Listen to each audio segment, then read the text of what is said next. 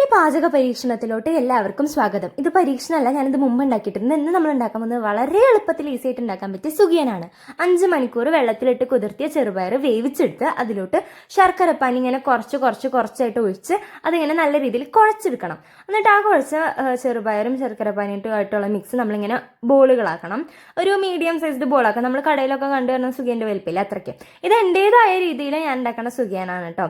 ഈ ബോളാക്കി വെച്ച സുഖിയൻ അവിടെ മാറ്റി വെക്കുക. പിന്നെ നമുക്ക് ബാറ്റർ ഉണ്ടാക്കണം. അതിനായിട്ട് മൈദമാവ്, പിന്നെ കുറച്ച് മഞ്ഞൾപ്പൊടി, കുറച്ച് പഞ്ചസാരയും കൂടി ഇട്ടിട്ട് വെള്ളം അതേപോലെ തന്നെ കുറച്ച് ഒഴിച്ചിട്ട് ഇങ്ങനെ നമ്മൾ മിക്സ് ചെയ്ത് പിന്നെ ഞാൻ ഈ കാണിക്കുന്ന ഒരു കൺസിസ്റ്റൻസിയിൽ എത്തണം. അതായത് ഒത്തിരി വെള്ളമാവാൻ പാടില്ല, എന്നാൽ ഭയങ്കര കട്ടിയാവാൻ പാടില്ല.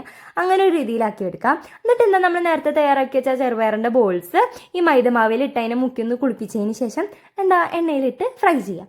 അപ്പോൾ ഫ്രൈ ചെയ്യുമ്പോൾ നമ്മുടെ ഒരു കടയിലൊക്കെ കിട്ടുന്ന ആ ഒരു കളറില്ലേ, ഗോൾഡൻ യെല്ലോയിഷ് അങ്ങനത്തെ ഒരു കളറാവുക. അപ്പോൾ പുറത്ത് നല്ല ക്രിസ്പി ആയിരിക്കും, അകത്ത് നല്ല സോഫ്റ്റ് ആയിരിക്കും. എന്നിട്ട് ഒരു ചായയൊക്കെ വെച്ചിട്ട് കൂടി ഇരുന്ന് കഴിക്കാം. ഇത് നല്ല അടിപൊളി ടേസ്റ്റാണ്, വളരെ സിമ്പിളായിട്ട് ഉണ്ടാക്കിയെടുക്കാൻ പറ്റുന്നതാണ്. അപ്പോൾ എല്ലാവരും ട്രൈ ചെയ്ത് നോക്കണം. അപ്പോൾ അടുത്ത വീഡിയോയിൽ കാണാം. Bye bye.